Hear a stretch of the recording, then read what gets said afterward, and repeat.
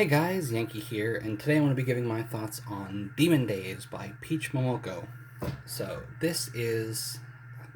The way they released this was bizarre, but basically, it was a series of one shots uh, telling us a story of, Marvel characters in, a Japanese setting, and really dealing with, yokai and Japanese myth and stuff. And the thing that drew me to this is Peach Momoko's art, right?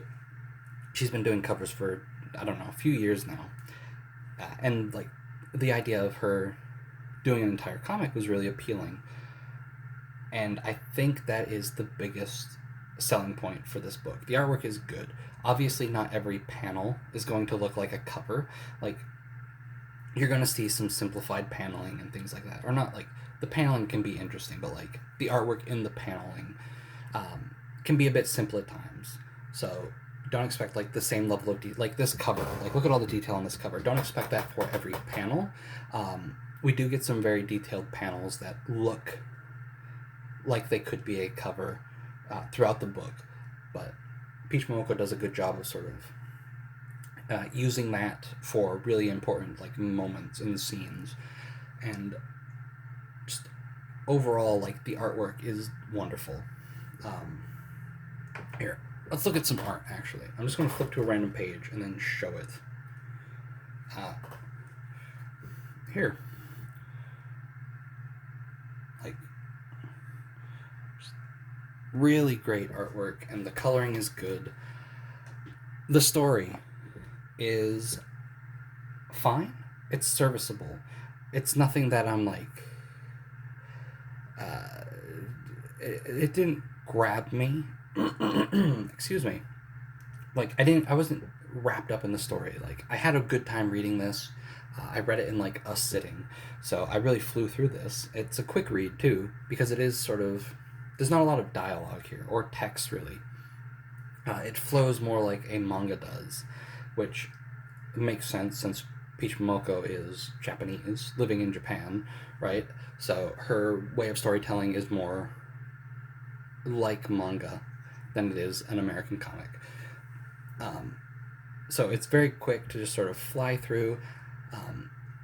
The story is fine. Again, it's serviceable. What is our main character here, Mariko, who you'll see over on this side, the black-haired one. The white-haired one is our villain, whose name I don't even remember. But it feels a bit generic in spots. Our main character has amnesia, and then suddenly she's starting to remember things, and then she goes on a quest to get her memories back.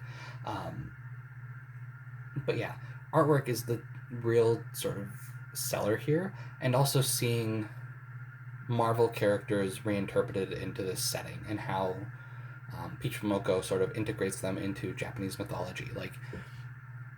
The first issue is almost not entirely unrelated. The setting's the same, but it takes place so far in the past that it's a story to our main character, right? So in that we have Psylocke as a samurai roaming around with her dog, or her wolf Logan, who is supposed to be Wolverine, and they have to go fight Orochi, who is Venom, things like that. Seeing Marvel characters turned into creatures, or tied into mythology, or again, Psylocke is a samurai, so Japanese history, things like that are really cool. For me, as somebody that enjoys manga and really Japanese stuff, but also likes American superheroes, this was a fun book, and I think that elevated it for me. If you like comics but aren't really big onto Japanese stuff, I don't know how much you're going to get from this. And then if you're a manga fan or just enjoy Japanese media in general, I don't know how enjoyable this could be if you don't get the references. I just mentioned the wolf Logan. Obviously I know Wolverine, his name's Logan, and he's got his healing factor, and he's basically immortal. And all of that is sort of here in this book, where in the past he was alive, and then in the present he's still alive, things like that.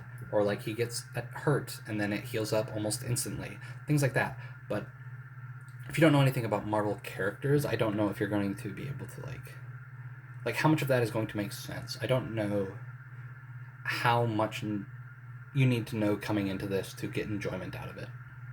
So like I'd love to see like a manga fan who doesn't really know much about Marvel read this and see if they have a good time with it, and vice versa. Like somebody that really likes American comics but doesn't really care much about Japan to read this and see what they think.